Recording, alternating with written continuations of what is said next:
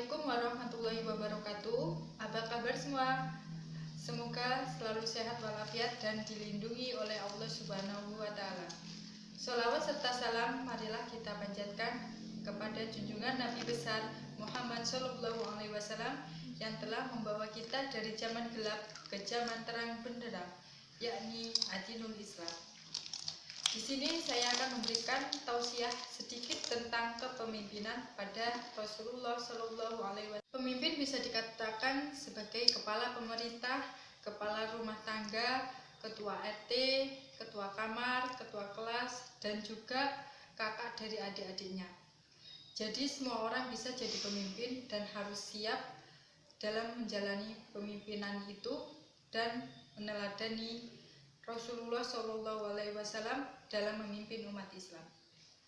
Ada beberapa faktor yang menjadi pemimpin atau kepemimpinan pada Rasulullah Shallallahu Alaihi Wasallam itu sukses. Yang pertama, sidik. Sidik di sini adalah jujur, entah jujur dalam perkataan, entah jujur dalam perbuatan. Yang kedua adalah amanah. Amanah adalah dapat dipercaya.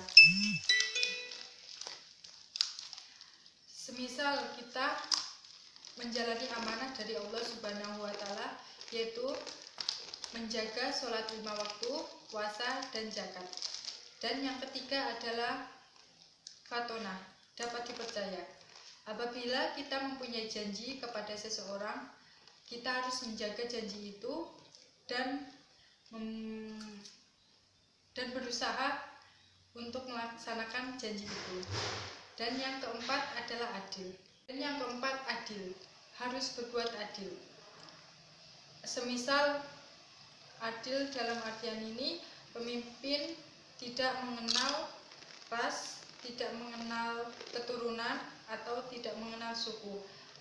Contohnya, apabila seorang anak penjabat disamakan dengan anak seorang tetangga, juga Rasulullah Shallallahu Alaihi Wasallam bersabda, "Qala sab'atun yudhilluhumullahu yaumal qiyamati fi dhilli yauma la dhilla illa dhilluhu imamun 'adilun wa syabun nasha'a fi ibadatillah wa rajulun dzakarallahu fi khala'i fafatatu ainahu wa rajulun qalbuhu mu'allaqun fil masjidi wa rajulan tahabban fillahi wa rajulun da'as ra'atun dasumang sidu wa jamalin ila nafsiha qala inni akhafullaha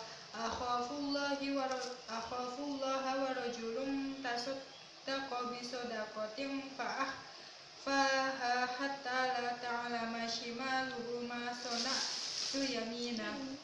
Yang artinya adalah imam yang adil atau pemimpin yang adil dan pemuda yang rajin ibadah kepada Allah dan orang yang hatinya selalu gandrung kepada masjid dan dua orang yang saling kasih sayang karena Allah, baik waktu berkumpul atau berpisah, dan orang laki-laki yang diajak berzina oleh wanita bangsawan dan cantik maka menolak dengan kata, "Saya takut kepada Allah." Dan orang yang sedekah dengan sembunyi-sembunyi hingga tangan kirinya mengetahui apa yang disedekahkan oleh tangan kanannya, dan orang berzikir ingat pada Allah sendirian hingga mencucurkan air matanya. Itu hadis dari Bukhari Muslim. Dan ada juga Rasulullah Shallallahu Alaihi Wasallam mengajarkan kepemimpinan itu kepada sahabat-sahabatnya. Yang pertama, tidak boleh zolim. Artian dari zolim di sini lawan kata adil.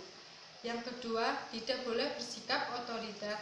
Yang disebutkan Rasulullah Shallallahu Alaihi Wasallam bersabda, Bismillahirrahmanirrahim. Haddatsana Syaibanu Faruhu haddatsana Jarir bin Hazim haddatsana Hasanu anna Aid bin Amr wa kana min ashabi Rasulillah sallallahu alaihi wasallam dakhala ala Abdillah bin Ziyad faqala ayyib bunayya inni sami'tu Rasulullah sallallahu alaihi wasallam yaqulu inna syarrat ra'il hutamatu fa iyyaka an takuna minhum faqala lahu is fa inna ma anta min nukhalati ashabi Muhammadin sallallahu alaihi wasallam.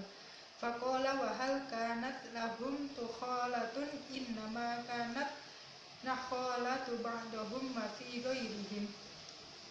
Yang artinya adalah ketika ia masuk kepada Ubaidillah bin Ziyad berkata, "Hai anakku, saya telah mendengar Rasulullah Shallallahu Alaihi Wasallam bersabda, sesungguhnya sejahat-sejahat pemerintah yaitu yang kejam atau otoriter, maka janganlah kau tergolong daripada mereka."